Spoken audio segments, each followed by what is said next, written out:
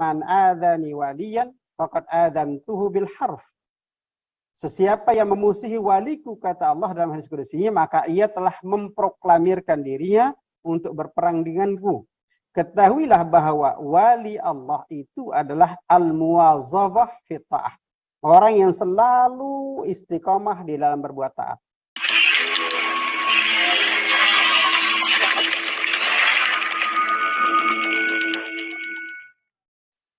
Kehidupan para wali Allah, Allah sudah jamin dalam hadisnya.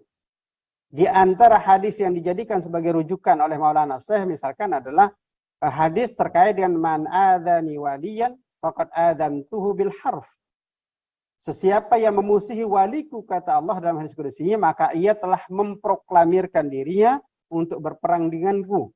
Ketahuilah bahwa wali Allah itu adalah al-muwazzafah fi ta'ah. Orang yang selalu istiqomah di dalam berbuat taat. Nah, kalau kita merujuk kepada keistiqomahan berbuat taat, maka tidak ada alasan untuk mengatakan Maulana Syekh sebagai taksis, muassis dari tarekat Hizib Nahdlatul Watan itu, ia tidak tersambung dengan Rasulullah. Tidak ada dasar kita mengatakan ia tidak tersambung dengan Rasulullah. Kenapa? Karena beliau adalah selalu istiqomah di dalam menjalankan ketaatan pada Allah Azza wa Jalla. Dalam segi apa? Dalam segi taat tentu adalah taat menjalankan perintah Allah dan menjauhkan segala larangan Allah. Maka secara biografi, person dari orang yang menciptakan atau yang membuat sebuah tarekat ini adalah orang yang dapat dipercaya.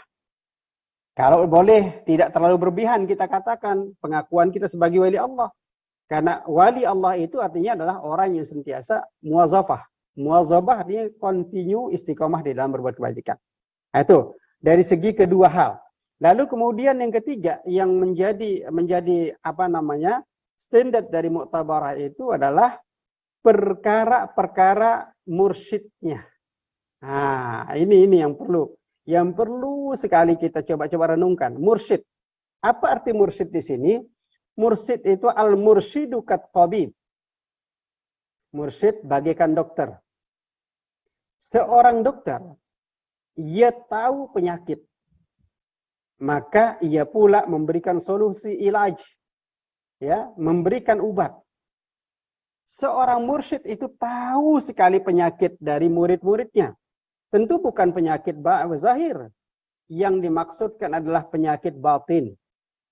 Tahu sekali apa penyakit muridnya, maka ia datang sebagai tabib atau dokter untuk mengobati penyakit dari batin muridnya. Maka seorang mursyid sebenarnya adalah orang yang memang diperakui, yang ketaatannya kepada Allah tidak diragukan. Itu mursyid yang sebenarnya.